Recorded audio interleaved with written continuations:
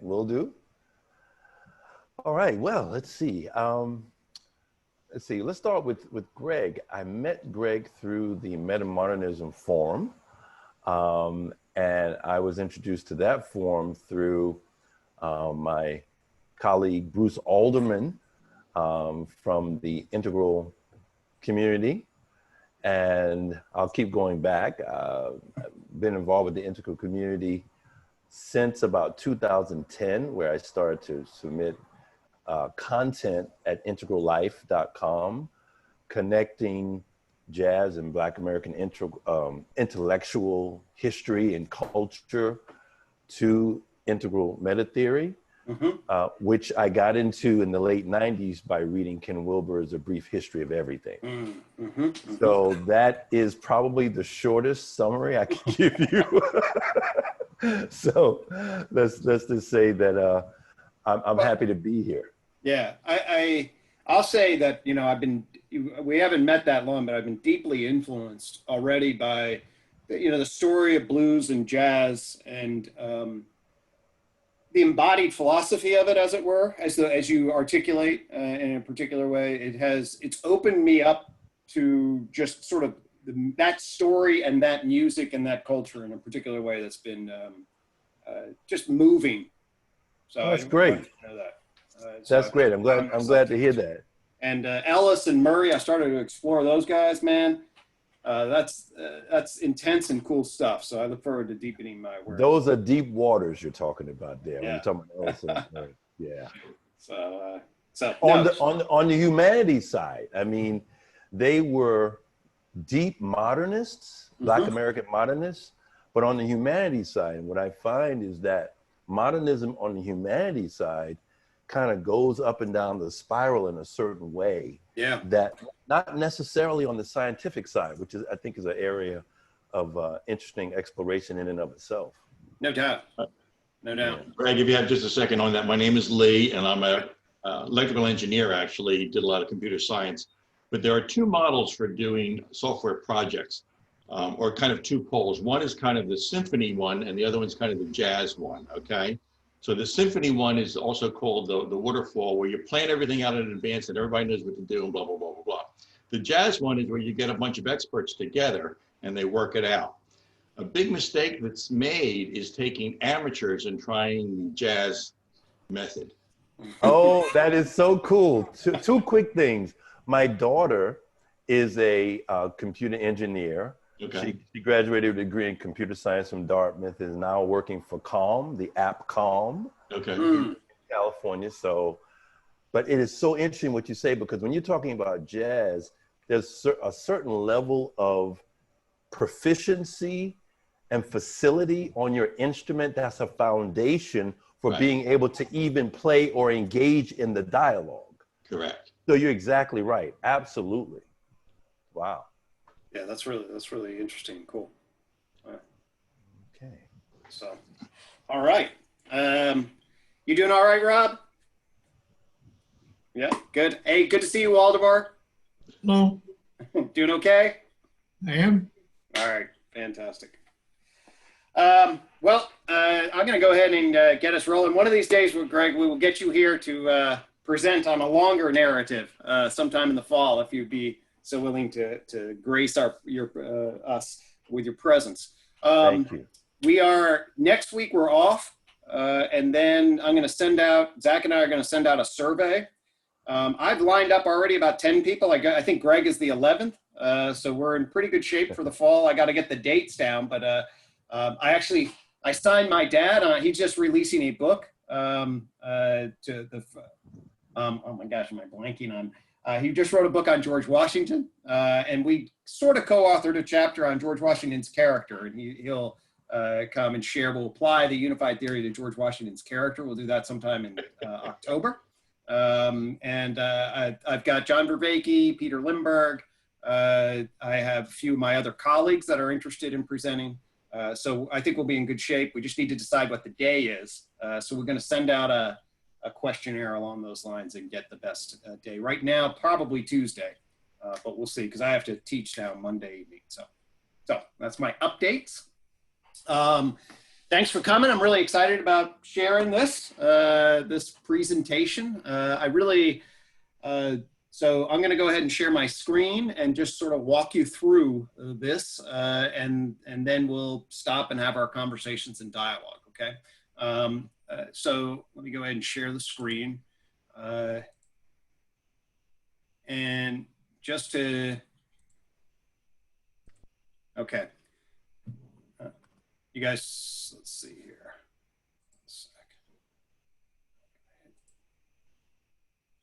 Okay. Okay. Everybody see the screen all right? Good? Okay. So before I get into the actual tour of the garden, I'm going to just do a quick setup on some of the history. Okay. So the first thing that we want to know is that in August 1997, I had the flash of insight that would become the tree of knowledge. All right. I drew this out, just sort of fell out of me. The reason I drew it out, I think I was in a position to draw it out because for the 8 months prior, I had been working on, you can't really see it here, it's called I called justification theory at the time, the joint point between what turns us into from primates into people, basically. And then with that joint point clarified, this thing popped out. And that was a life changer. You know, that's fundamentally sort of quantum leap into a totally different way of viewing the world. Later that year, Edward Wilson's CONSILIENCE came out. So for those of you that don't know, Edward Wilson is a scientist. He's an entomologist by training, meaning he studies insects. Founded what's called sociobiology, how you think about and apply evolutionary theory to social cooperation and competition. He's a well-known naturalist scientist and produced CONSILIENCE in 1998, the following year, the unity of knowledge. And if you want sort of a natural science view of knowledge, I think it drew a heck of a lot of attention. It got a lot of accolades from people that are more physics and biologically oriented. Quite a bit of criticism from those in the social sciences and humanities. That's kind of expected in the academic world. But it actually did launch a serious conversation. The word consilience now in at least academic circles is a well-known term these days that captures unity of knowledge. And the project that I'm engaged in during the theory of knowledge, when I name my thing theory of knowledge, it's very much a reference to this kind of project, okay? I actually contacted Edward Wilson and my dad gave me a gift, a Christmas gift for $1,000 when he would pay Edward Wilson for an hour of his time where I could share some of my insights. Edward Wilson wrote back, said, "I'm not interested. I'll see it when it's in print." This was when I was a doc student, or actually, no, a postdoc by this time, 1998. No, I would have still been a doc student in 1998. So it's worth noting that stuck with me. I did end up publishing a particular article, The Problem of Psychology, the Integration of Human Knowledge, and explicitly articulates the contrast and comparison with the tree of knowledge and its frame. But what this basically, what I'm arguing, what I'm telling you this is because this is sort of the initial setup is the tree of knowledge. But what begins to evolve over a 20-year period of time, okay, is a shift. So we have the tree of knowledge, and my focus predominantly is on thinking about naturalist science and it's a methodology that then sets the stage for us canceling out the knower. Okay, I used to talk about, and still do occasionally, talk about the method of science as corresponding to an anti-knower, and by that I mean how the methods of science control for, reduce, factor out the subjective biases and perspectives of either groups or individuals. So it's a canceling out to achieve a sense of objectivity. But it's also the case that over a 20-year period, which I'm going to share with you then today, is really the emergence of, from this vantage point, a shift in perspective that gave rise to the theory of knowledge system in tree in its totality. And indeed by October 27, 2017, I'd sort of completed that project. And indeed in our house, October 27, 2017 is known as Proof Day. That October, I was in sort of a hypomanic phase, and I connected what I call the I-quad path into the garden. We're not going to get into that exactly, but it actually affords, at least from where I sit, a surprisingly clear deductive rather than inductive path into the system. But this 20-year development, this 20-year wave from the awareness of where natural science is, okay, and a way to think about natural sciences as a whole, into then a scientific, humanistic, consilient, spiritually oriented, if not having a spiritual ontology, spiritually oriented religion that's not a religion has been the journey. And that's fundamentally what the garden represents. So with that background, I'm going to give you a tour. And I showed this to Andy, and I decided I'm going to do this with you guys first. What I'm going to actually do is, if everyone can just get centered for a second, okay? Do your little breath work, whatever, sort of open you up perceptually, okay? And what I'm going to do is I'm going to fly through this thing just perceptually, okay? And you'll see everything flash at a vision logic way. Then I'm going to come back to the beginning, and then I'm going to narrate, okay? And the reason is I want to give you a perceptual, visual, perspectival gestalt, okay? Then I want to propositionally fill in some of this, and then that will set the stage, okay? And it only takes about a minute or so to fly through it, okay? So, all right, so here's the tour on speed, all right.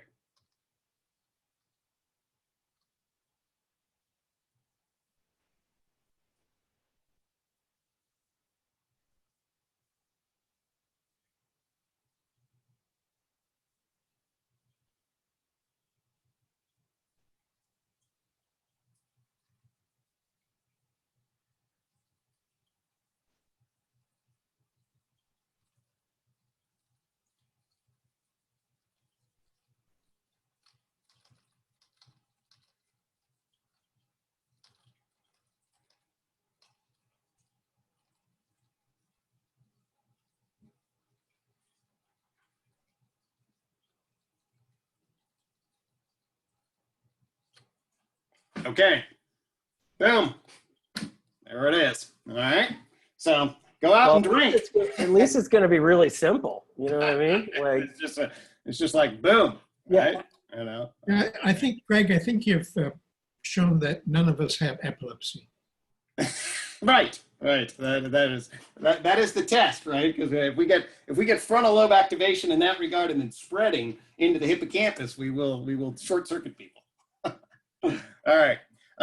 So what is the garden? I learned actually that the garden falls very clearly into a genre of art that I had no idea existed prior to it. And it is a clear example of a sincere, ironic work of meta-modern art. I didn't know about meta-modernism. Of course, what Greg mentioned, we connected together on that list. Certainly in 2018, I don't think I knew about it. But in I think it was 2019 that I stumbled across it. So I didn't know it. As soon as I saw it in terms of what comes after, I had framed my work in terms of what comes after postmodern. Why it's sincere, ironic, I've been amazed at how deep that dialectic goes without my realizing it. But the essence of it can, if you just look at the gestalt, okay, what do you see? I mean, as my dad said, and he was never been a fan of the garden, it's cartoonish. Okay, it's like a fucking cartoon. You know, what is that thing? You know, and that is an initial gestalt. It's a weird looking cartoon that looks kind of funny, funky, and certainly to a traditionalist, professor, modernist, it doesn't look like a piece of scholarship. All right. And yet at the same time, it's got a sincerity and a depth to it that is so the irony and the quirkiness and the Simpson-esque kind of cartoon on the one hand, and then a flip to basically deep mathematical beauty is what it's ultimately after in many regards. So that sincere irony is present. So, and then we can situate that in the current cultural context. We can situate where are we and what is the garden ultimately about? Well, we have the global context in the age of confusion, which I frame in terms of the digital identity problem. I'm not going to get into this at all. We have the more particular local academic context of my history and embedded in American empirical psychology and what that is. And then how I came to see the problem of psychology and why that caused me to become previously enamored with a empirical scientific approach to psychology, and then realize, oh my God, it's basically a dead end. And the reason is clear. If you can't define your terms, the empirical project is going to be greatly limited if you don't understand what I would now call the descriptive metaphysical field of the terms are that you're wrestling with. And that's where I believe actually American psychology goes wrong. That's why if you go back to consilience, I could tell you that Edward Wilson fails at consilience because he fails completely to appreciate the problem of psychology and thinks that he can solve it through just sort of hard empiricism up through the line of complexity, which according to you can't. We have, I already mentioned metamodernism and sincere irony. The other thing I want to at least allude to here is syntheism, or the religion. Another way of angling this is a religion, it's not the religion. And I'll make a comment about that in a second. But so just we're all aware that we're living through the age of confusion. The digital identity, Thomas Bjorkman references metacrises. I collapse these into the digital identity problem, where we have the techno-environmental crisis. That's climate change, resource depletion, mass extinction. It's basically the way the Anthropocene is morphing the Earth and creating all sorts of potential stacked vulnerabilities in it, in terms of weapons, in terms of environment, in terms of the way we're interdependent, but not necessarily have resiliency. The digital globalization crisis is just summarized by the way in which the digital world changes virtually everything, and therefore the old institutional patterns, rules, arrangements, and stuff will instantaneously, seemingly instantaneously, over a course of decades, will become unbelievably challenged in relationship to its response, become out of date. And then the question is whether or not that thing can evolve and transform in this time between worlds and do so with health and wisdom, or will it create unbelievable chaos and collapse, or unbelievable order in reaction to that chaos, and then create much darker potential. In the process of all this, we're having the meaning crisis of we don't know what's good and true. We need somebody to guide us toward the real good, Lee. And there's a mental health crisis in terms of anxiety, depression, and in particular certain groups, youth, certain lower middle class groups in particular. And of course, this is all pre-COVID claims. And of course, COVID basically has accelerated all of these elements, I believe. It's an accelerant on top of what were these vulnerabilities. And in speaking in Thomas Bjorkman terms, we have to reflect on the world we create. And if we follow the seers like Daniel Schmachtenberger, Jordan Hall, we can certainly suggest that the digital identity problem is going to have serious consequences. The garden fundamentally is seen as part of the digital identity solution. And the fundamental idea is that, hey, we can lead in a different direction. And of course, the garden and the tree are going to have a lot of symbolism. The frame on American empirical psychology does relate to, crucial to the system that's novel, is the fact that when we say behavior and mental processes, we don't know what we mean. Now, I have articulated in a wide variety of other educational videos all of this. I'm not going to get into it, but it does ground a lot of why this language system is different. The meta-modern sensibility, Lean Rachel Anderson, who's on the list, articulated this, I think, as well as anybody. And we can think about the pre-modern indigenous, oral, hunter-gatherer, embedded in nature, embedded in each other, cultivating a very hard life, but also in many ways a very beautiful life in relationship to the real indigenous world. And I want to suggest that we have to hold that indigenous world and consider our lives indigenous, our unique relationships, our unique embodiment, our unique connection to nature. We then get the pre-modern formal with civilizations, philosophy, the axial age religions, the fundamental philosophies that still to this day structure and guide meaning. We get then the modern scientific enterprise with its capacity to create a meta-cultural, I would argue, a beginning meta-cultural view i.e. something that transcends cultural context and starts to generate cross-cultural truths like the periodic table of the elements. We, of course, also then see the idea that although there are claims to these transcendent truths, we have a postmodern critique. We also have the fusion of much modern sensibility with white male Christian dominance, hegemony, colonialism, and all of the problems that are tied up in that give rise to social justice critiques, as well as philosophy of language critiques, continental philosophy that argues very, very strongly about the limitations of at least any grand narrative.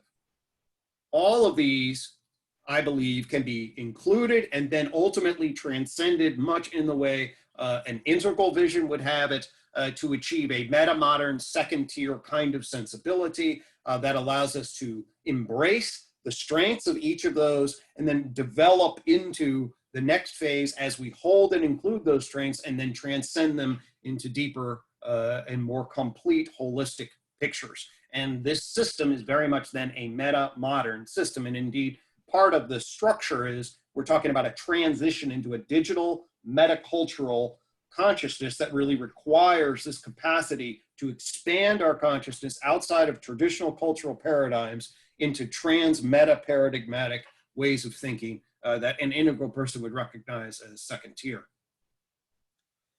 To orient that in second tier framing, we have the tree of knowledge provides this novel frame of thinking because it divides the behavioral frequencies according to information processing communication structures, which enables us to think in terms of different planes of existence linked by different joint points. So we have the idea of quantum mechanics and general relativity, and whatever that theoretical merger would be is quantum gravity, creating an energy to matter joint point. We then have the evolutionary synthesis, as modern evolutionary synthesis, at least as a framework for understanding the matter to life joint point. Of course, behavioral investment theory and the justification hypothesis offer novel, at least in the unified theory, novel systems to make sense out of the life to mind jump and the mind to culture jump. But more relevant for the garden is the idea that we are then in the process of, this is the age of the fifth joint point. And what we are basically seeing is the portal through the particular, and the sort of the break, the portal, the hope, the fear, the transition into metaculture. And the fifth joint point is the idea of a pathway through the singularity into the digital metacultural dimension of existence. I'd like to say that the vision that I had and have for this transition, I think corresponds enormously to what folks were doing with the game A and game B transition, meaning that the structures of relation, the structures of operation, the industrial age elements that need to be transformed into the digital age, those insights and at least ideas of a game A to game B have enormous amounts of resonance with this particular vision. And the garden fundamentally then is about ultimately a scientific humanistic philosophy that orients and holds dear the sacred and at the same time is grounded in a natural science view. This does connect to the idea of the transition from theism, which is belief in a concrete, metaphysically specifiable God that is personal and knowable, versus atheism, which is the discounting of that, and the new atheist assertion that theism is basically all bad, it's all myth, it's like believing in Santa Claus. I have a distinct memory in the 8th grade when I made a claim to a busload of children that anybody believes in God is like believing in Santa Claus. I realized that I was in the distinct minority of 8th graders who would make that claim, and I was punished accordingly as a function of that, told that I was going to hell and my parents were doing horrible things to me in relation. But yes, I experienced a little bit of that and remember that. But actually, I no longer would consider myself, although I'm an agnostic atheist in the sense that I'm without belief in a theism, it's also the case that I believe in the concept of God. And what I mean by that is I believe in the ultimate orienting concern. I believe in embracing the ultimate good. I believe in the fact, and there's this beautiful book by Reza Aslan that essentially argues in many ways that maybe what happened to civilization is that people started to build greater and greater temples. And those greater and greater temples were what required people to have a location. It was that location that then stationary location that forced the transition from nomadic horticulture into agriculture, stationary agriculture. And by the way, stationary agriculture sucked for the first couple of thousand years. It was not a healthy way of living. It was a brutal way of living. But perhaps there's good argument from at least Reza Aslan that it was temple building that drove agriculture and thus drove civilization, which would mean that the concept of God and our orientation towards it sits at the very root of modern civilization. I believe that that discovery or that frame is absolutely crucial. I'm a fan of Jordan Peterson's The Bible series and his psychological analysis of the Bible. I think he has great questions about why is the Bible a set of stories that are so compelling for so many for so long. And I believe that it relates to a deep psychological architecture and exploring that and that meaning. And I think you can go very deep with that. You bump up against a spiritual ontology that I think is wonderful and mystical. I also think it's got difficult to specify, but I love that edge. And I believe that that edge needs to be rediscovered in the academy and embraced and celebrated. And so that's one of the 21st century challenges that I think we would benefit from transforming. So now we get into, that's the setup. Now what happens to me, I would have never thought in 2015 that I would have been embarked on an artistic project. It would have never dawned on me. But there was a spark of an idea that set the stage for what happened. And I was at a conference, specifically when a light bulb went off, and the title of the conference was Cultivating the Globally Sustainable Self. Okay, it was on transformational education. It was a bunch of leaders, academic leaders, who were really interested in how are we going to ground individuals, put them in relation, put them in an ecological context, and cultivate an identity and a way of relating and a philosophy that deals with the enormous diversity, enormous challenges, and does so in a way that's global and sustainable. That was, it was 250 people at the conference. Yes, academics do wonder about this stuff. Of course, when we get together, everyone's got all these different ideas, and it's a hell of a pluralism. This fundamentally, this session was an African educational theorist and philosopher was talking about the African philosophy of Ubuntu. Ubuntu is the orientation toward humanity, and it's a Nelson Mandela and others. And actually listening to Ubuntu and the concept of Ubuntu sparked what I would then basically said, oh my God, we need to cultivate the TUA trees. Okay? A TUA was the word that was born as I listened to Ubuntu. It used to be the UTUA system, and it became a TUA, and it became a TUA tree.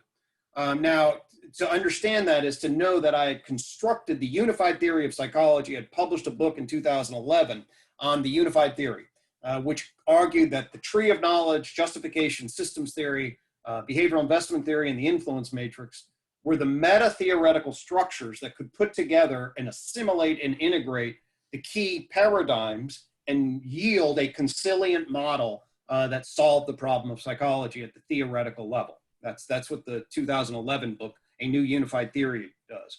After 2011, I was turning my attention to my original problem, which was, what does a unified approach to psychotherapy look like?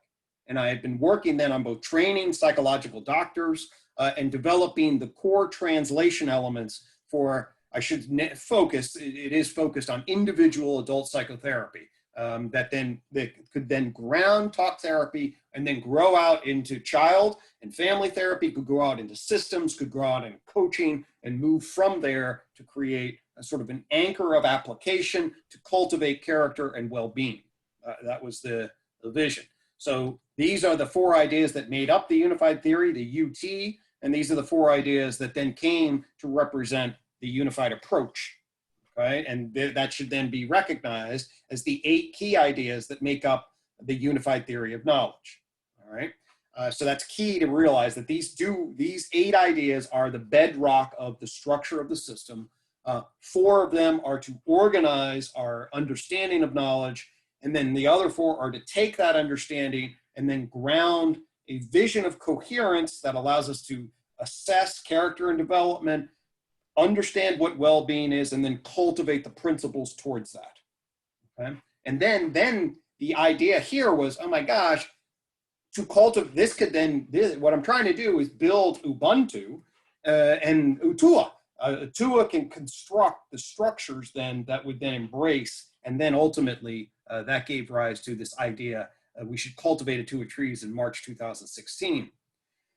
And interestingly enough, this actually started, Lainey may be watching this in the background. She's now 16. Of course, the time flies, right? But she was 12 at the time.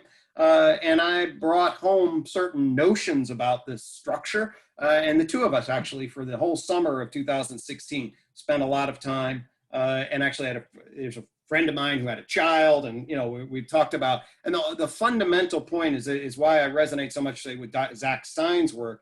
And that really, I've come to believe more than ever that the focus of this is not on, for a long, long time, I tried to convince my dad that I was onto something, okay? I've got my Oedipal issues, we all do, and I love him, but, there it is. But the actual orientation isn't to my dad and trying to convince them. The orientation should be towards the children.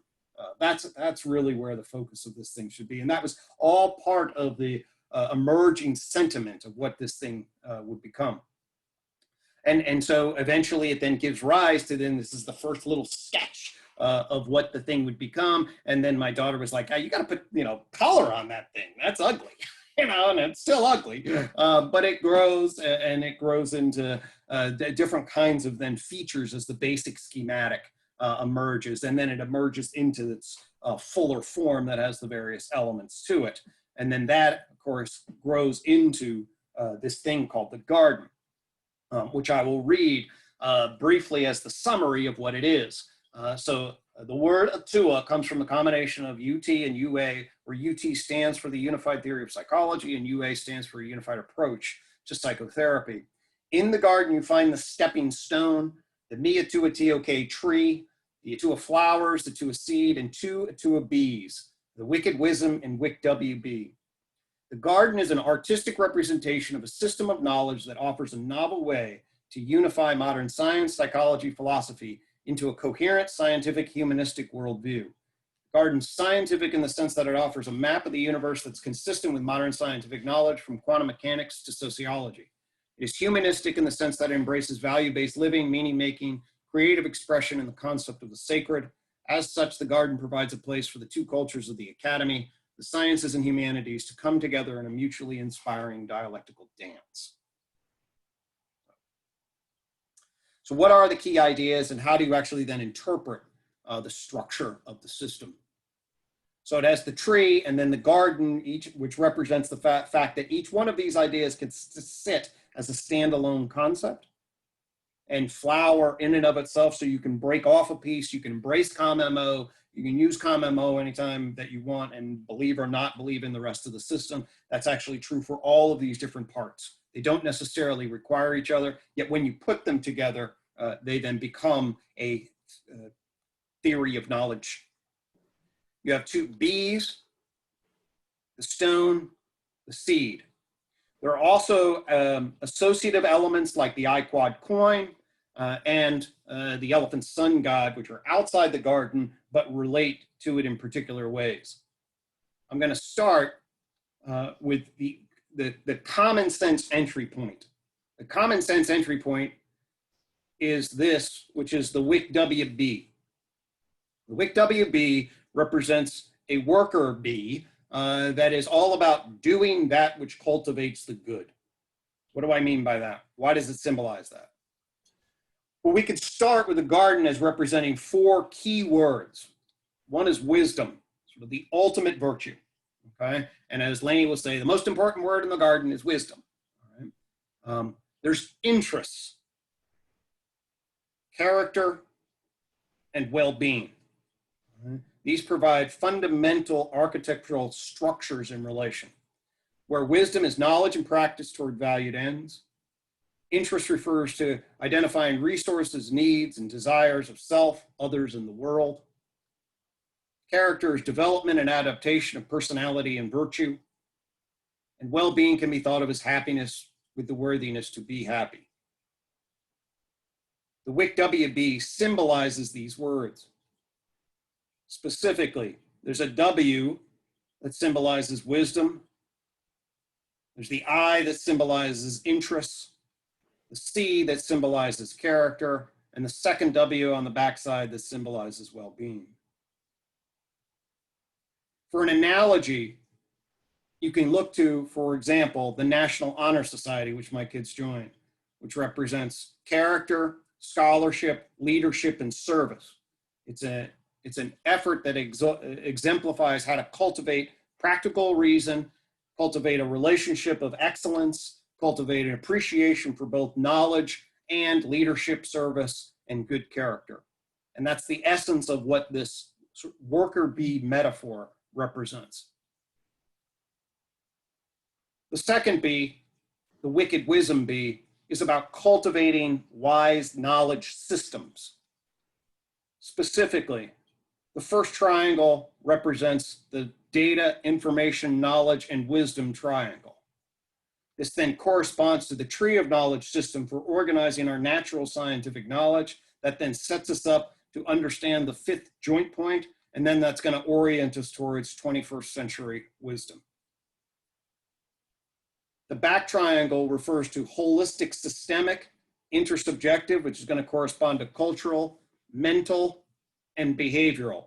Those of you that are familiar with the integral will recognize these as corresponding to the core epistemological frames of reference. So what you have with the wicked wisdom bee is an idea about knowledge structure and epistemology that can then go with the hard, good work of the wick WB. These wisdom bees then work together to create both knowledge and practical understanding.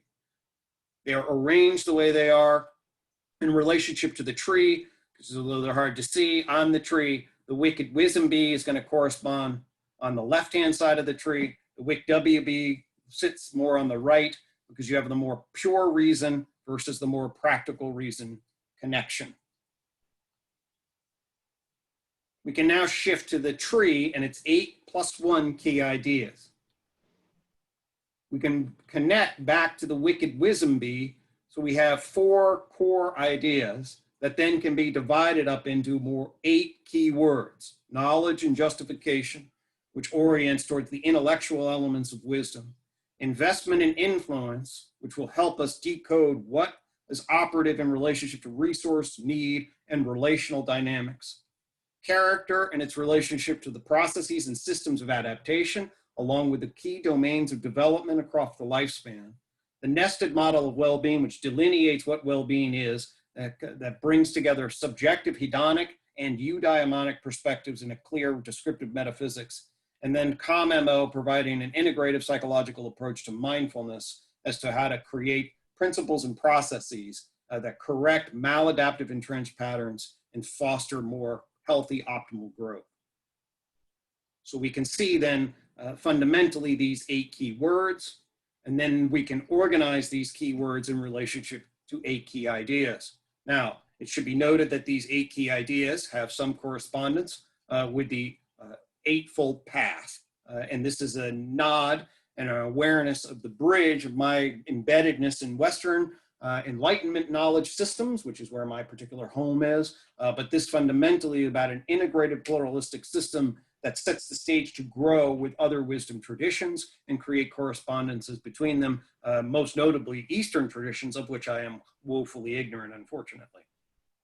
So, but we're familiar then with these 8 key ideas and these particular vision logic representations that I've developed in relationship to them. So just, behavioral investment theory, the influence matrix, character adaptation systems theory, character wheel of development, nested model of well-being, and COM-MO. Now, right at the center of the tree is the meme flower. The meme flower represents what I call the metaphysical empirical continuum in dialectic. Here is the metaphysical continuum, which argues, if you're familiar at all with Thomas Kuhn's argument for what natural science operates, he argued that empirical data is collected and organized by hypotheses, which are organized by causal explanatory frameworks, which I'll call theories, which reside in paradigms, which are models. I have found in psychology that there's a whole nother level a meta-theoretical trans-paradigmatic model of the various systems in psychology in particular, and a metaphysical dimension, a descriptive, not pure, a descriptive metaphysical dimension for things like behavior, mind, and consciousness that requires specificity. Once we get the order and organization across this continuum, we will achieve consilience. So metaphysical refers to the concepts and categories to describe reality. Empirical refers to the information pulled through the senses. Each individual can then be thought of as having a small me view of the world, meaning you pull stuff through your senses and you create an metaphysical, ontological, propositional system that narrates what it is that you're doing. That's your small me. And then it connects to a big me to offer a view of the universe of a cosmological, ontological, epistemological picture. And all of this intentionally spells meme in relationship to the digital world and the ways in which we need to translate and upgrade our competitive memes into a holistic meme. So you have on the tree the Uified Theory, and it's represented by the UT.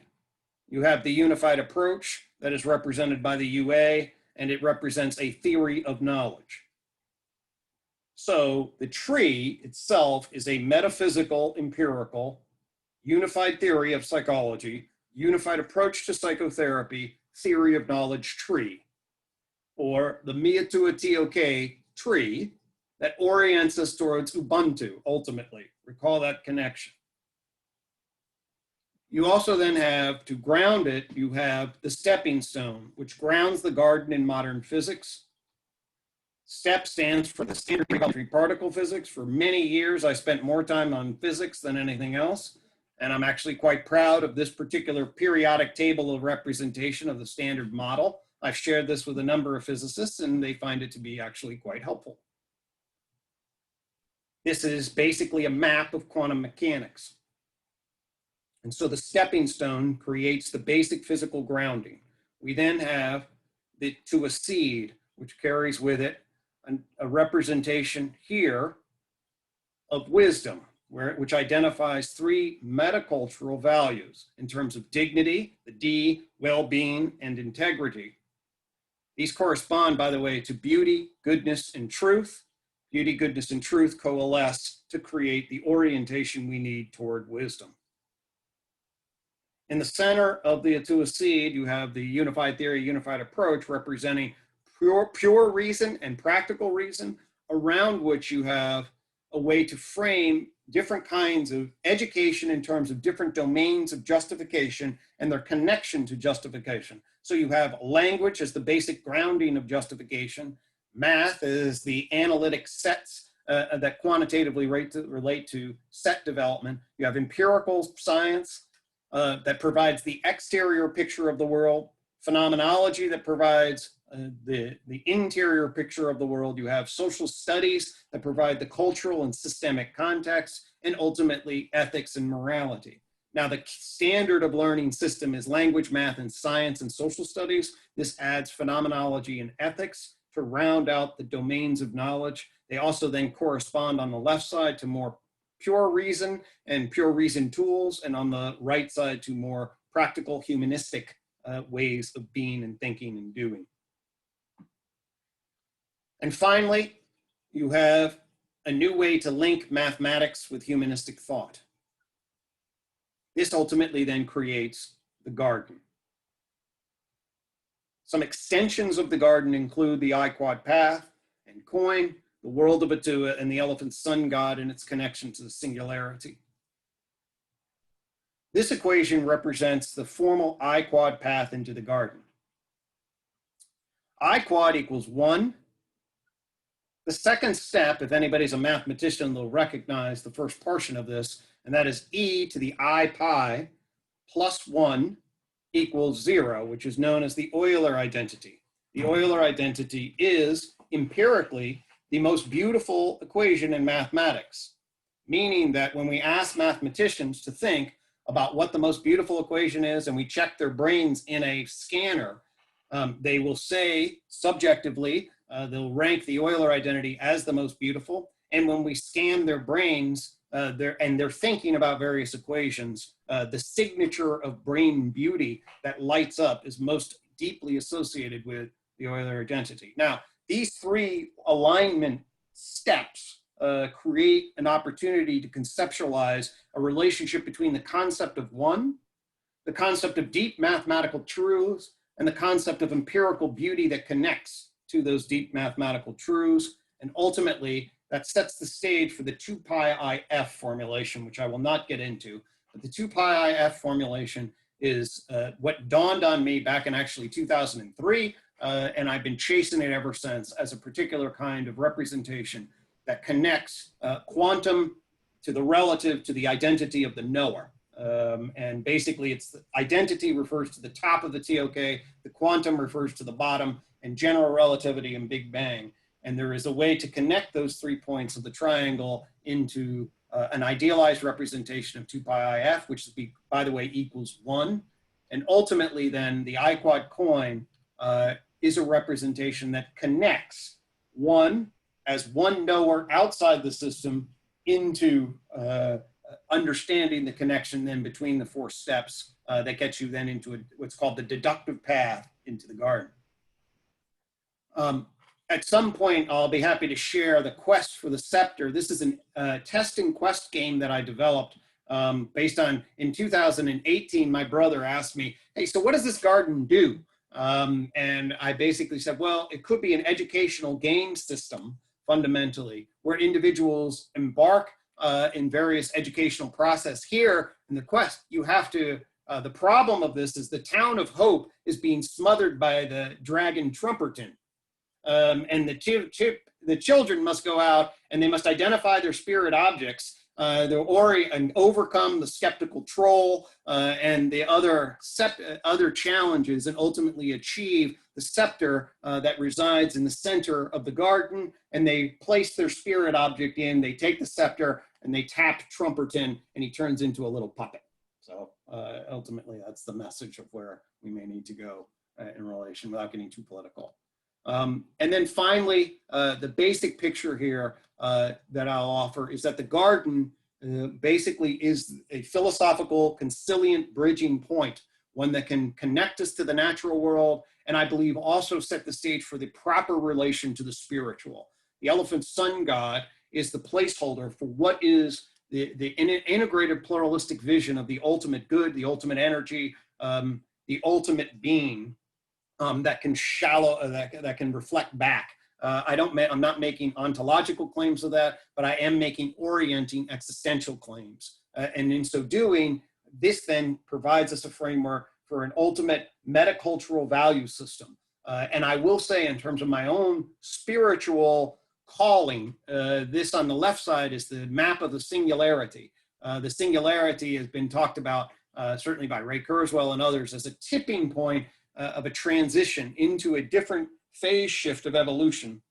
And a Russian scientist tracked 2 totally different sets, a Russian set of evolution of complexity that had different markers and a Western set, and found that the evolution of the exponential will hit vertical at between 2027 on one line and 2029 on another line. That's got an S curve of development that reaches vertical in 2028. I find that to be, a miracle of sorts, that there is an empirical external line that basically follows a particular law of evolution of accelerating complexity. That makes me want to get transcendent in relation. So this then creates a framework for how the garden offers a particular scientific humanistic philosophy grounded in naturalism, oriented at the level of the individual, and at the same time sets the stage for viewing the transcendent in a particular way. So to conclude, the garden is a new form of knowledge technology. It's a work of art framed by a sincere, ironic, meta-modern sensibility. It's the result of a scientific humanistic meta-psychology that solves the problem of psychology. It seeks to be part of a transformation in human culture that fosters the emergence of a wise, digital, metacultural dimension of existence. All right. Boom, there it is. Okay, so there it is. That's the tour of the garden. Nobody, I don't know if anybody had an epileptic seizure, so that's good. So, yep, there it is. I appreciate you guys listening to that, and I'd love to take reactions or questions, or what that gestalt seemed to be. Did it make what made sense? What didn't make sense? Where you'd like to go? I'm dying to hear about The what? the math that you Yeah, well, I'll be happy to. another conversation. That's another conversation. Yeah, I'll take you through. It's a 96-point PowerPoint presentation to get to the. Awesome. You remember that, Derry? Remember Proof Day? I kicked John's ass on in tennis that day. I took him out. I reached the conclusion. I was in my hypomanic state. I said, John, he normally beat me in tennis most of the time, and I whipped his ass. So we have that documented right there. Yeah. So. Other thoughts, questions, or reactions to that? The garden's been a really interesting thing. I mean, like I said, quite a few people have pretty negative reactions to it. I am very open to people that find it to be weird. I can empathize enormously with that. I can empathize with being a little overwhelming, or whatever. So I just find it. I thought it was fantastic. It made sense of a lot of things. Oh, my voice is echoing. Mm-hmm. No, I can hear you. That. I'm starting a little echo. Yeah, it made sense of a lot of things, especially with people that are just getting into meta-modernism, that are trying to make sense of this kind of like ironic nihilistic collapse. My question for you is if you had considered animating the slides and making a YouTube video so more people could have access to the garden and understand it in a sequential order. Absolutely, yeah. So Zach and I, one of our tasks is building our YouTube channel. We put in, I think we're basically, it's been 30 days, right, Zach? So we're ready to do ToK-21. I'll put everything up on a YouTube channel, and that's going to be available for that. That's one of the reasons I'm recording these. We'll put them up in YouTube accessibility. So thanks for that. But yeah. Nice. Yeah, Cole. Yeah. Hey, yeah, I thought this was awesome. I'm getting some feedback. So Greg, I'm wondering if it's because your mic is open and it might be the sound coming back. I'm going to go and put this thing on. Headphones usually help with that. I usually wear them. Yeah, good call. All right, let me see. You guys hear me okay? Yeah. Okay. All righty. Great. Better. I didn't hear myself through a tunnel that time. So cool. Anyway, yeah, the first comment or reaction is just that this was super helpful. As you know, I've been struggling to wrap my head around everything. And with every slide, I was like, I can see how there's a whole conversation to be had about each thing and a question to be asked and a deeper dive to be done on each kind of aspect. But it was super helpful, and I finally put it all in a broader kind of meta framework for me, which was great. I guess one thing that came up for me is I'm kind of slowly reading through Maps of Meaning. I've been reading it for 6 months and I'm 200 pages in. But as I read through it, I'm what Jordan Peterson is offering here provides it's a complicated model, but as I go through it, it's kind of I get these just general ways to move forward through life with what he's offering with his theories, go forth and battle the dragon of chaos to bring the state back into order, that kind of thing. And I kind of, I guess, had a similar reaction with the game kind of aspect of it. And I'm wondering what you see is that sort of component with this model and broader theory of what kind of ways does it offer practical steps forward that people can take and ground into their life. And that might have been an implicit thing that I didn't quite get right off the bat, but I'm wondering how you think this kind of approaches that angle of where people apply it in their day-to-day lives. That's a really good question, and I certainly acknowledge that we're pretty far away from how do you immediately translate that. the idea of it certainly is, you know, as a psychotherapist, okay, what I notice in people, there's the individual level and then there's the cultural level, okay, and really you can also do intermediate social relations. So at the individual level, people are confused and they don't understand their character, adaptation, and developmental systems.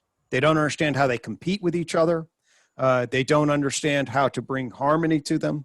They don't understand how to translate all of the psychotechnologies that have been developed and to coordinate them. Okay. So what this offers is it's above the initial level of, hey, I'm just I'm an average Joe that wants a quick question. All right. It's one level above that. ComMO does come in pretty close to very quickly saying, well, all right, if you want a particular guide that's at the appropriate level, okay, of analysis, you can certainly start there. And what I mean by that is that there is no way to take a system like this. Anybody that tells you can take any system and say, I have a well-defined way of thinking about everybody's problem. I will turn it into a recipe that's 5 quick steps, and every person that follows this simple recipe for these 5 quick steps is going to be fine. Okay, that's a challenge. All right.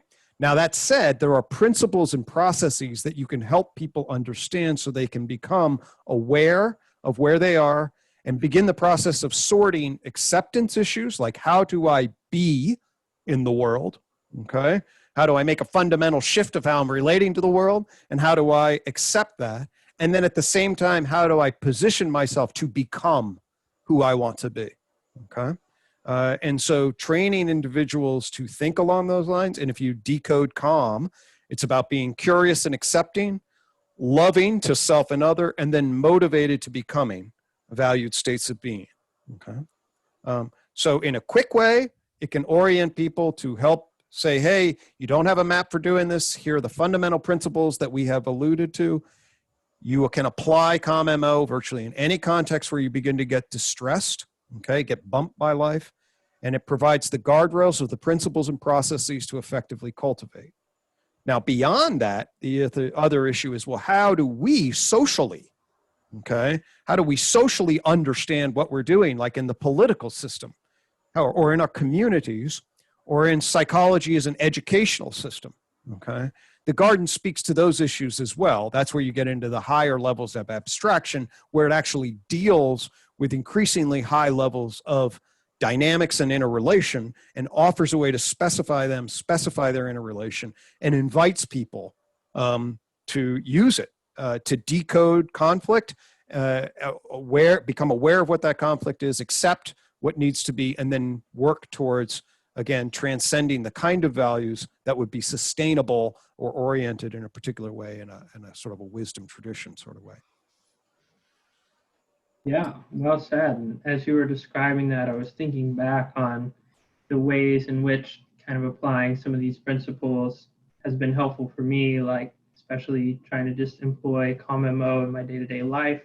And as we talked about last weekend with the justification narratives, I mean, that's huge. And I think, you know, this kind of offers a next step kind of past what Jordan Peterson proposes in Maps of Meaning, where his is kind of a more traditionalist view, but it doesn't account for, you know, sort of the meta-modern world that we're emerging into. So I think this does kind of take it with that extra step into like saying, how do we function in this new sort of digital age that wasn't really there in, you know, 1999 when he was writing that work. Mm-hmm. So. Right. And there's a, you know, and I think one of these days, Cole, we should get on the docket where you and I, especially you, lead, and I'll supplement the Jordan Peterson, story, and you can share what Maps of Meaning is. Okay, so Jordan Peterson it does a lot of brilliant things with his system. There are good reasons as to why he gets a lot of attention. He's a serious academic. Maps of Meaning gets into the perceptual gestalts that we have and how they connect to our motivational architecture. And then ultimately, he's got a way to understand sort of the primary nonverbal, perspectival, and motivational shifts that we're moving towards approach, avoid intuitively. And then he tries to, okay, well then how do we get a secondary knowledge system? How do we justify it? How do we understand it from a psychodynamic perspective, from a reasoning perspective and all of that? And he's got a very, very, he boxes in this issue of meaning very, very nicely and in a very sophisticated way. And we can decode what he says. And you're right, he's also blind. He's pretty modernist.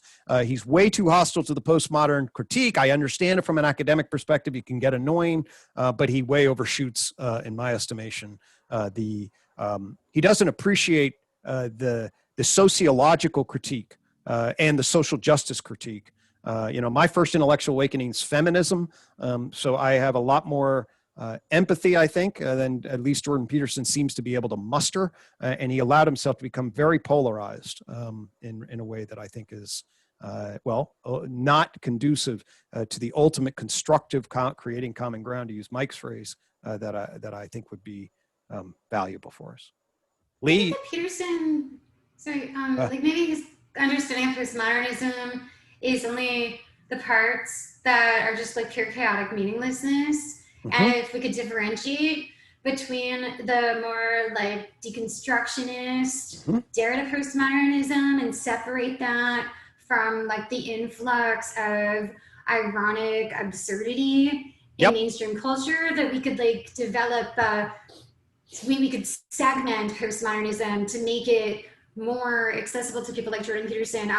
And the other thing that I wanted to bring up was Timothy Leary. He has this 8-circuit model that Robert Anton Wilson updated, and he has something called the metaprogramming circuit. And I was wondering if this was an influence in your work when you created this garden dynamic, because I'm seeing like a lot of Leary, Robert Anton Wilson influence, and just wondering if you cross paths. Yeah, there's a direct Leary influence, but it's actually not that, in the sense that I'm aware of that, but not influenced directly by it, and not deeply aware enough to. What I am deeply influenced by was Leary's original academic work. So Timothy Leary's a Harvard personality, and emphasized the circumplex model of personality, which is that intrapsychically and interpersonally, we are organized on a vertical and horizontal dimension. Okay, this does then give rise to the way in which he thinks about people ultimately, and tracks their personal. The influence matrix is a circle. That's the fourth branch on the tree. Is a circumplex attachment theory. It blends Timothy Leary's circumplex model with attachment. Now Leary then, of course, goes off with his particular version of tuning in and dropping out and all that good stuff, and creates a particular kind of vision, which a lot of which I have a respect for. Some of it's a little on the loose side from my vantage point, but I wasn't directly influenced by that. Although it'd certainly be interesting for me to come back and look at some of that connection that you're drawing. So I would welcome that. Lee, you had a question? Yeah, I'm returning to the application theme that Cole introduced. By the way, it's really cool. It's totally cool. There's a lot of aesthetic things. There's a lot of integration things. There's a lot of pulling together. There's a lot of clever, I'll call them jokes in there. Sincere, ironic, man. So here's the thing, and I rather obnoxiously said 3 weeks ago that if you're not moving the grand challenges forward, you're missing an opportunity. So how can we address climate change? And if you want to be very specific, how could you spend an hour with Mitch McConnell and turn him around so that he's addressing climate change? That's a good. Yeah, that's a good question. Here my response to that is that climate change is such an. Here's what I would do. I wouldn't be the person to do climate change. Okay, that's what I'll say. The list of 35 right. on the. Well, to me, what I will say is the meaning and mental health crisis.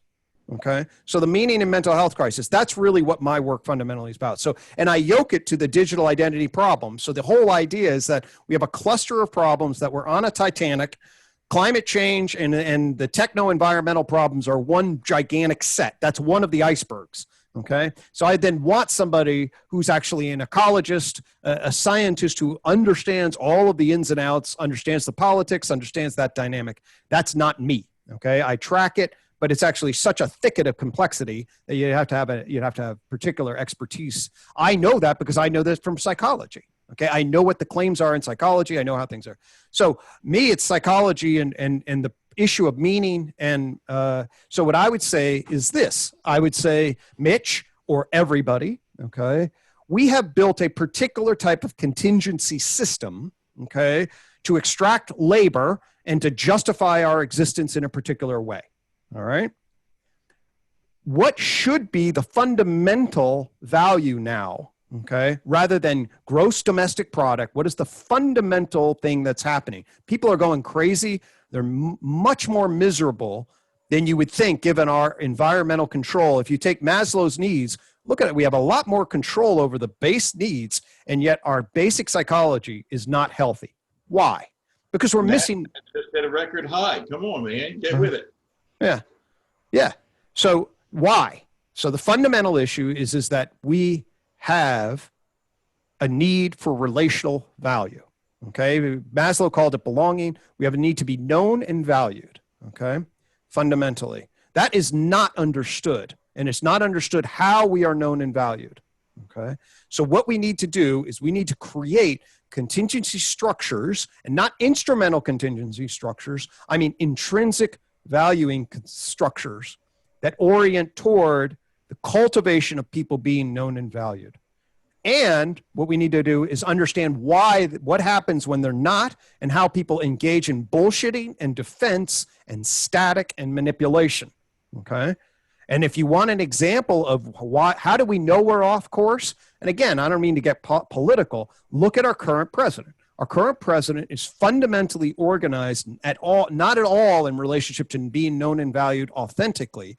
He's fundamentally oriented towards dominance, and he's fundamentally oriented towards social manipulation and social influence. Okay. He distorts being known and valued authentically between the power and the capacity, because he fuses economic control, resource, clicks, attention with social influence, and then to drive that as a fundamental organizing motivational set.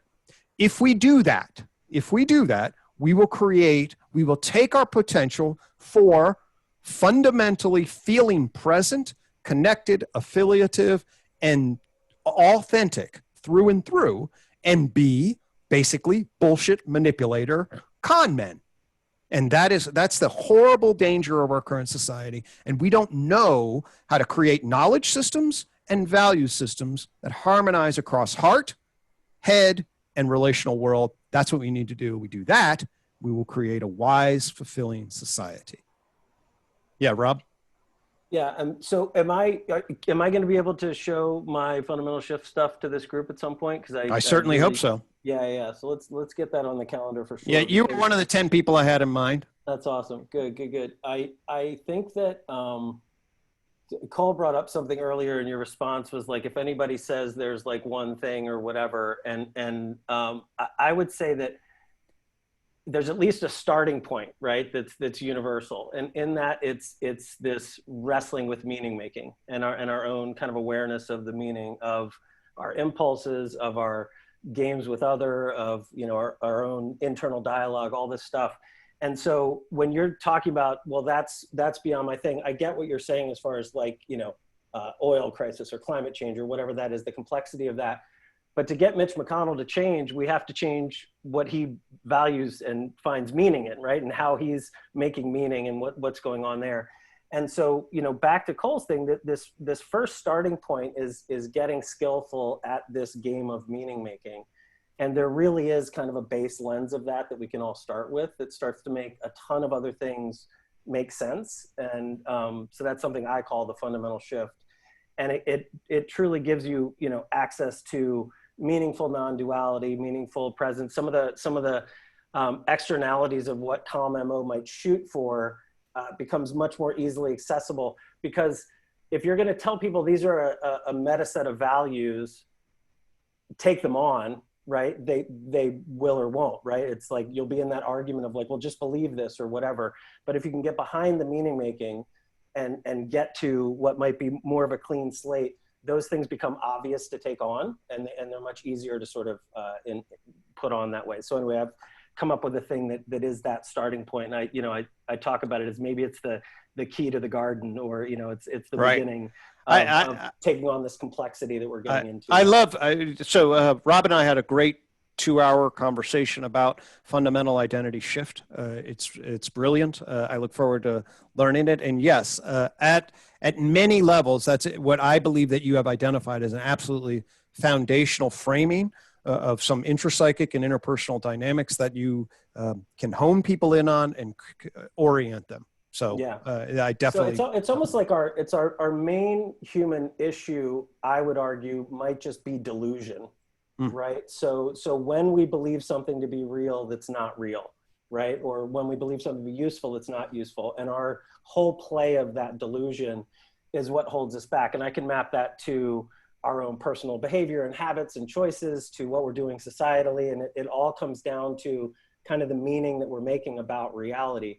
And if we're lost in that, if we're not good at that, if we've been conned by a shyster, or we've taken on what our parents taught us or whatever, we don't have agency there and any real skill, that's a foundational problem where almost nothing else can work well. And you can get lucky and happen to have solid values and solid meaning making that does work and is still wrong. We could be wrong and it could work out for us, but that's not as good as really getting it right. And so there's a way to understand these things a little bit more. Yeah. No, I look forward to you on the, so yeah, Greg. Awesome. So my question is, how did you come to dignity, well-being, and integrity as your 3 fundamental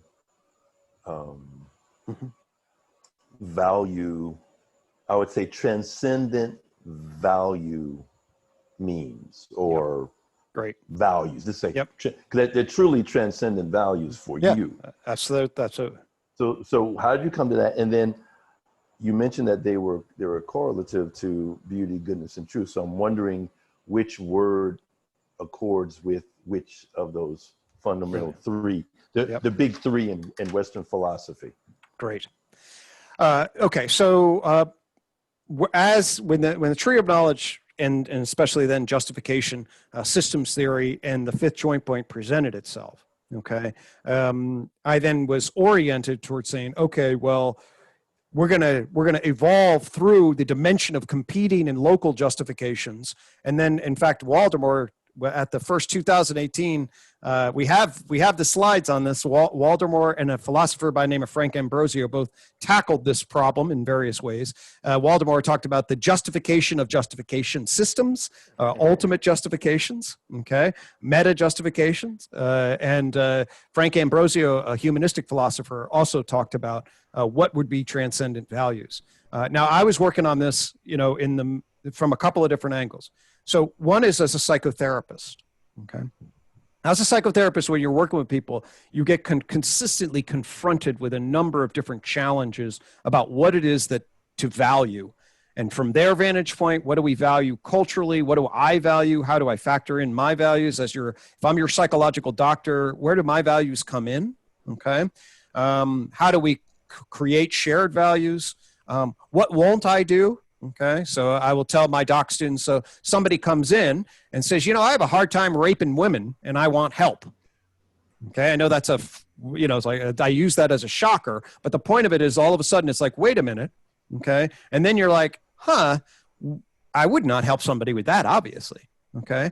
But if somebody then comes in, I'm really miserable, I want to help feel better, okay? And then you learn actually the society that they're in treats them really unfairly, they're abused by their significant other, they live in poverty. Martin Luther King said, you psychologists have given us a great word, it's maladjusted.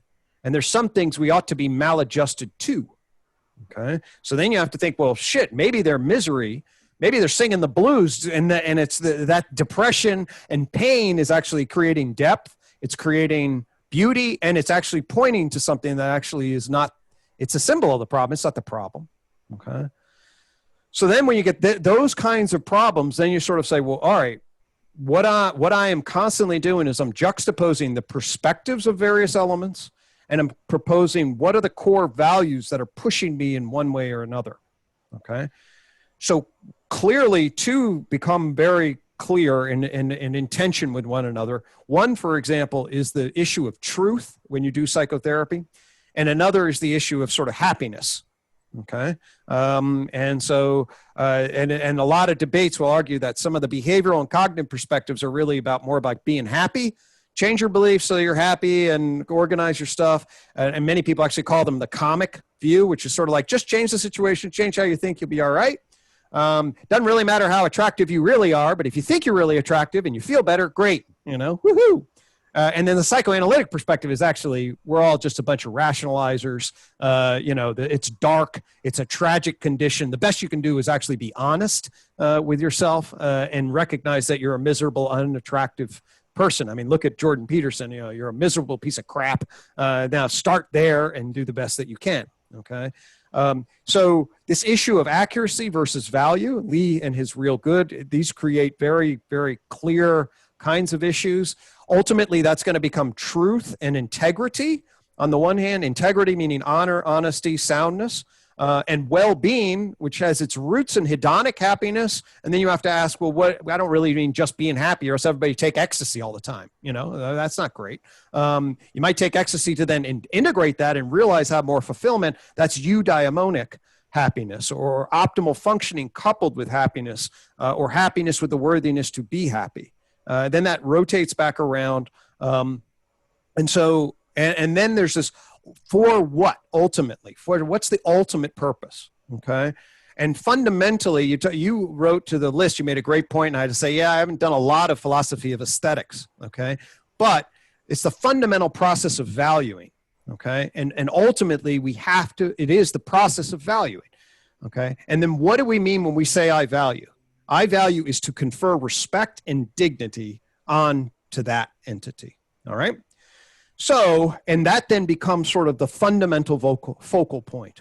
And then when I say, well, okay, if I have dignity, which is the conferring of value, which is holding and honoring at the most ultimate, I value the essence of you. I value the essence of humanity. I want to then value it through the lens of truth or integrity and through the lens of well-being. I think creates a structure. And then when I look institutionally at metacultural institutions, I can then actually see that there are massive metacultural institutions that have grown and transcended across cultures around these three values. For example, in 1948, there's the United Declaration of Human Rights. Okay, after World War II, the largest convening of cross-cultural, over 200 countries get together, have a conversation about how the hell do we avoid World War III, and how do we create a United Nations that actually transcends local culture and allows us a meta position that says, no, I don't care what your local culture says, there's a problem here. Well, what stemmed from the United Declaration of Human Rights was the idea, although people differed about why, everyone agreed that you'd start with a position of dignity. Humans have dignity, and it is from that justification that you then can confer fairness and rights. Okay, so the idea of dignity is embedded in the Human Declaration of Rights that sets the stage for justice, and it's the most universally documented sort of socio-political document ever. The World Health Organization, although it's been tarnished recently in COVID, but the World Health Organization has as its mission the enhancement of well-being, which is basically optimal functioning at the biological, psychological, and social levels that leads to a sense of happiness and contentment in the deep and rich meanings of that word. So you have World Health Organization as a metacultural institution that's oriented towards well-being. And then you have the institution of science. Okay, science is trying to build with the process of systematic analysis the strongest truth claims that you could make in relationship to having integrity about how to explain and describe our existence in a particular way. And so then you have the truth and science and integrity, you have goodness and well-being, and health and happiness and functioning, and then dignity and beauty correspond as an ultimate core valuing process. So it's dignity. So if you look at the pink thing, beauty lines up with dignity, well-being lines up with goodness, and truth lines up with integrity. Thank you. Yep, it's a great question. Can I say something back? Because I feel like if you think from an integral perspective, and Greg, I think you're familiar with integral, right? Like that. I am. Yeah, Oh, Greg, both, yeah. both Gregs are familiar with integral. So we have like I, we, and it, right? And you can get into the plural of it if you want, but you have I, we, and it. And so to me, like the I is the well-being part, right? Like that's foundationally, like how would we describe the highest value of I? It might be well-being. And if you think of we, what's a great value in the we space? It would be a grounding of dignity, right? Like just to have a dignity amongst us, right? And then, you know, for the it, we want truth, right? To navigate the I and the we or whatever we're going to deal with and all that, we, you know, truth, integrity, right? That whole sense. So that is how I've sort of anchored those, but that puts well-being with maybe beauty, right? And those are, goodness. You will see. So that's actually, so Zach and I, right before, you know, we had We Thrive, which is we, I, it. Okay. Yeah. And actually we had some conversations along those lines. There are reasons why I'm slightly more inclined to think about, you know, the I in this case to be associated with the dignity and we with well-being, but both of those will fluctuate some. They're definitely the more humanistic values, and the I-we dynamic, okay, is about cultivating good and beauty in relationship to self and other. And I certainly thought and have places where the way you put it lines up better than the way we were putting it, okay? So, but goodness and beauty do fluctuate some, especially in the I relative to we space. So I don't think of those as hard and fast, but that's one way of corresponding them.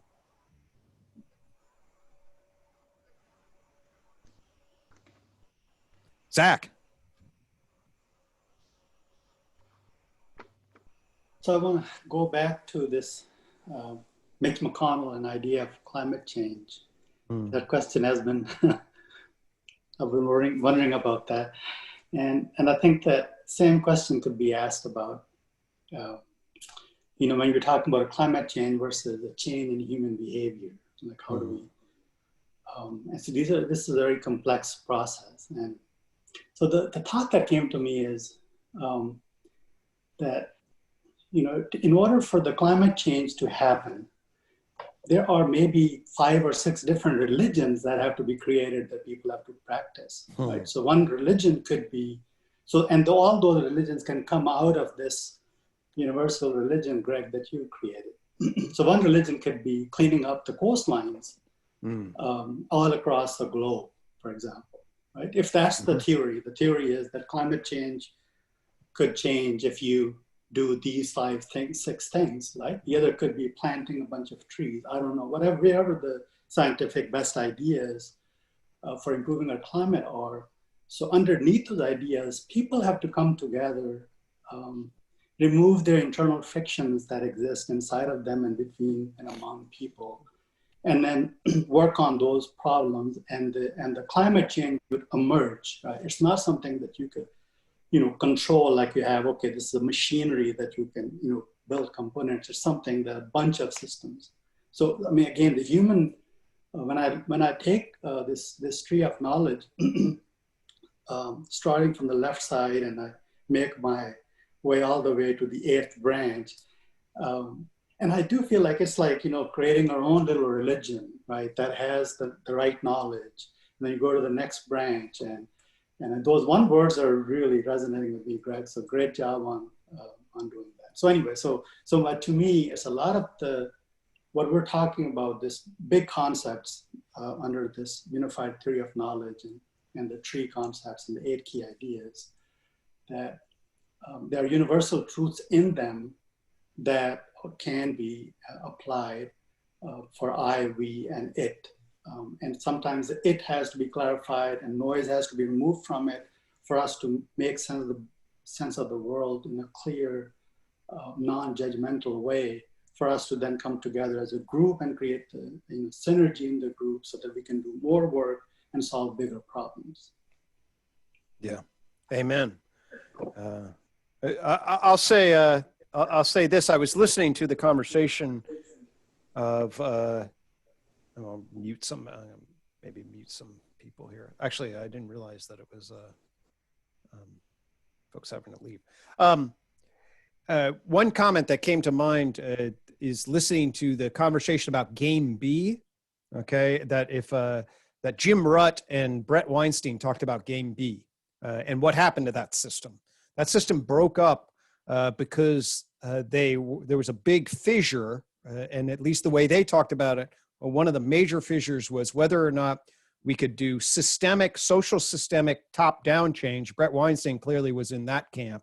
He's like, screw the self, get the policies, get the science, get the work done. It doesn't matter what the individual is doing. That's a totally different level. And then there was a whole other group that would start with, wait a minute, this has got to be bottom up, okay?